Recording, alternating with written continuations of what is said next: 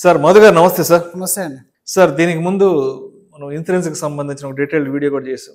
ఎలా తీసుకోవాలి, ఏంటి, ఎవరి దగ్గర తీసుకోవాలని. రైట్, ఇప్పుడు ఈ వీడియోలో ఏం మాట్లాడదామంటే, ఫర్ ఎగ్జాంపుల్ ఒక ఏజెంట్ దగ్గర మనం ఒక హెల్త్ ఇన్సూరెన్స్ తీసుకున్నాము. ఓ 10 years నుంచో 15 years నుంచో ఆ ఏజెంట్తో మనం ట్రావెల్ అవుతున్నాం.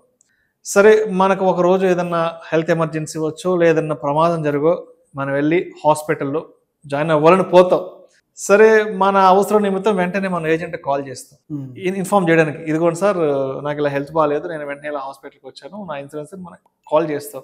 మనకు కాల్ చేసే సమయానికి ఆ యొక్క ఏజెంటు అంటే మనకు అందుబాటులో లేకపోయినా, లేదంటే ఆ ఏజెంటు మొబైల్ పనిచేయకపోయినా, లేదంటే ఆయన ఏదన్నా మొబైల్ నెంబర్ చేంజ్ చేసినా, లేదంటే ఆయన వేరే ఏదైనా అవుట్ ఆఫ్ స్టేషన్లో ఉన్నా, సో మనం ఆయన అప్రోచ్ అవ్వడం అనేది, మనం ఆయన కమ్యూనికేట్ అవ్వడం అనేది కుదరదు ఆ సందర్భంలో.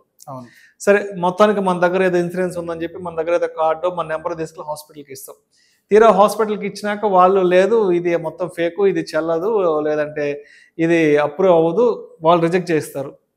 సరే, మనకి ఇంకా ఏదో IRDA అవి ఉన్నాయి కదా మనల్ని కాపాడుతాయని, సరే అక్కడికి కూడా వెళ్తాం. అక్కడ కూడా వెళ్ళాక అక్కడ కూడా దీనికి మనకి ఈ సమస్యకి పరిష్కారం దొరకదు. సో ఏంటి అప్పుడు సిచ్యువేషన్ ఏంటి? మన ఏజెంట్ ఏమో మనకు అందుబాటులో లేడు, ఆయన అవుట్ ఆఫ్ స్టేషన్లో ఉన్నాడు, మాట్లాడడానికి అవకాశం లేదు.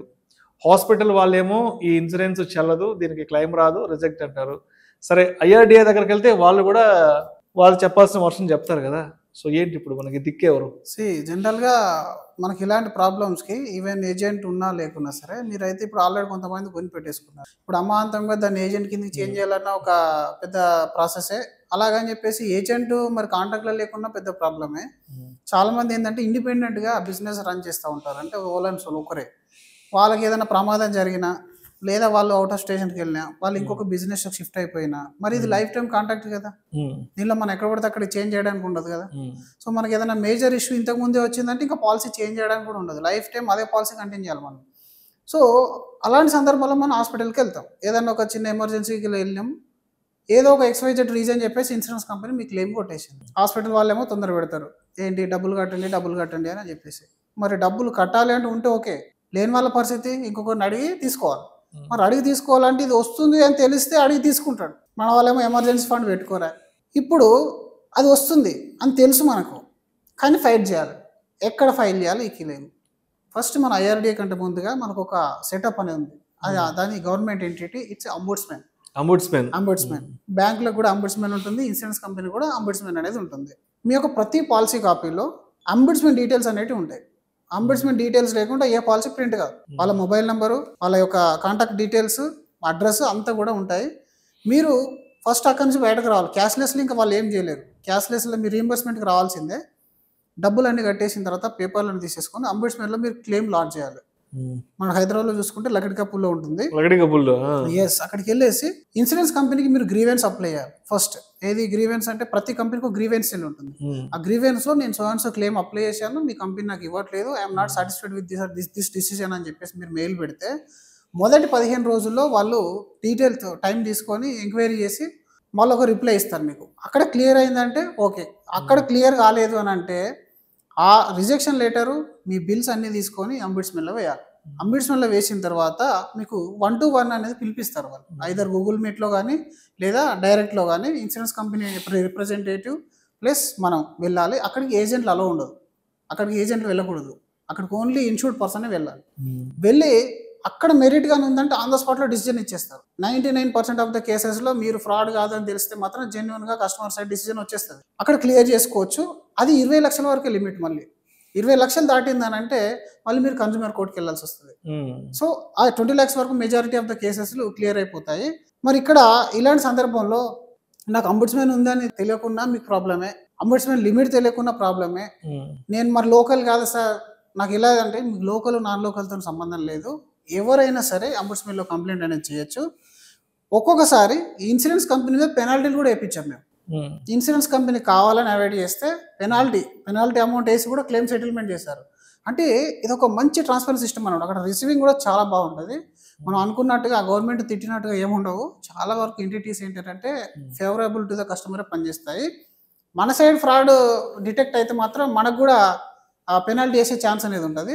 కాబట్టి మీరు ఇన్సూరెన్స్లో ఏజెంట్ ఉన్నా లేకున్నా ఇలా ఎంటిటీకి మీరు కంప్లైంట్ చేసి మీరు దాని నుంచి మీరు బయటపడచ్చు. ఇప్పుడు రీసెంట్గా ఒక పాలసీ నేను చూశాను సార్. అందులో ఏమైందనంటే సేమ్ ఇది కూడా పోర్టబిలిటీ కేసే. ఒక కంపెనీ నుంచి ఇంకో కంపెనీకి ఇదేంటంటే రకరకాల పాలసీలు లాంచ్ అవుతూ ఉంటాయి కదా. మా దగ్గర 100% బోనస్ అని, మా దగ్గర రూమ్ రెంట్ రిస్ట్రిక్షన్ లేదని పెట్టేసరికి వీళ్ళు ఏం చేస్తారు, అట్రాక్ట్ అయిపోయి షిఫ్ట్ అయిపోతారు. షిఫ్ట్ అయినప్పుడు ఏమైందనంటే వీడు ఈ కొత్త కంపెనీ ఏదైతే ఉన్నారో వాళ్ళు ఫ్రెష్గా బుక్ చేశారు పాలసీని. ఈయన 5 సంవత్సరాల సీనియారిటీ పోయింది, దీన్ని పోర్టబిలిటీ లాగా చేయలేదు, కొత్త పాలసీ లాగా ఇచ్చారు. ఆయన క్లెయిమ్కి వెళ్ళాడు, ఏదో నీ రిప్లేస్మెంట్ అని వెళ్తే అది 2 years వెయిటింగ్ పీరియడ్ ఉంటుంది సార్. ఈ 2 years వెయిటింగ్ పీరియడ్ ఉన్న సంగతి ఆయనకు తెలియదు. ఏది ఇది పోర్టబిలిటీ కదా, క్లెయిమ్ వచ్చేస్తాను భ్రమతో ఏం చేసిండు, మంచి హాస్పిటల్కి వెళ్ళిపోయాడు. వాడు తీసుకెళ్ళి దాదాపు ఒక 5 లక్షల రూపాయలు బిల్ అయింది, 5 లక్షలు చేంజ్ అయింది, ఎందుకంటే క్రిటికల్ అయింది కొంచెం. వాడు స్ట్రేట్గా కొట్టేసిండు. ఎందుకు అని అడిగితే మీరు ఫ్రెష్ పాలసీ 1 year కూడా కాలేదని చెప్పేసి, నాది ఫ్రెష్గా సార్ నా పోర్టబిలిటీ అని ఎక్కడ రాసాను, నీ పాలసీ క్యాప్లో లేదు. నాకు ఎట్లా తెలియాలి సార్ పోర్టబిలిటీ అని అంటే, నువ్వు తెలుసుకోవాలి ఇది పోర్టబిలిటీ కాదు, ఇది ఫ్రెష్ పాలసీ.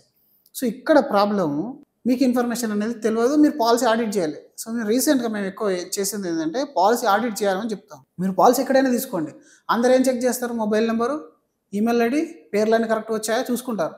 అక్కడికే సరిపోదు, అసలు ప్రపోజల్ ఏంటి, మీరు ఏ పాలసీ నేమ్తో అప్లై చేశారు, ఆ పాలసీ నేమ్ ప్రింట్ అయిందా లేదా, ప్లస్ మీరు పోర్టబిలిటీ అని తెలిస్తే మీ ఎగ్జిస్టింగ్ పాలసీ డీటెయిల్స్ అనేవి మీకు అక్కడ ప్రింట్ అయ్యా, లేకపోతే అట్లీస్ట్ అక్కడ పోర్ట్ అని రాసి ఉందా, ఇదంతా చూసుకోవడం చాలా చాలా చాలా ఇంపార్టెంట్ అనమాట. మీరు ఒకవేళ బీపీ మెన్షన్ చేశారు, మరి అక్కడ బీపీ అనేది హెచ్పి మీకు అక్కడ రాసి ఉందా, డయాబెటీస్ మెన్షన్ చేశారు, డయాబెటీస్ అనేది ఉందా, దీన్ని పాలసీ ఆడిట్ అంటారు. అంటే రెగ్యులర్గా కొంచెం ఎక్స్పీరియన్స్డ్ అడ్వైజర్స్ అయితే ఈ పాలసీ ఆడిట్ చేసి పెడతారు మీకు. మీరు డైరెక్ట్గా కొనేటప్పుడు అట్లీస్ట్ మీరు ఈ ఆడిట్ అనేది చేసుకోవాలి. ఈ ఆడిట్లో చాలా వరకు మీ ప్రాబ్లమ్స్ అన్నీ అవాయిడ్ అయిపోతాయి. దీని తర్వాత కొన్ని రకాల క్లెయిమ్స్ ఎలా ఉంటుందని అంటే, కొన్ని మరి మనం అన్ని గుర్తుండవు కదా సార్ పాలసీ తీసుకున్నప్పుడు, చిన్న చిన్న ప్రాబ్లమ్స్ వస్తాయి, మనం మర్చిపోతాం, ఏదో కళ్ళు తిరుగుతున్నాయి, లేకపోతే కళ్ళకు మసక బారుతాయి, ఇట్లాంటివి కూడా పాలసీ తీసుకున్నప్పుడు గుర్తు రావాలని రూల్ ఏం లేదు కదా.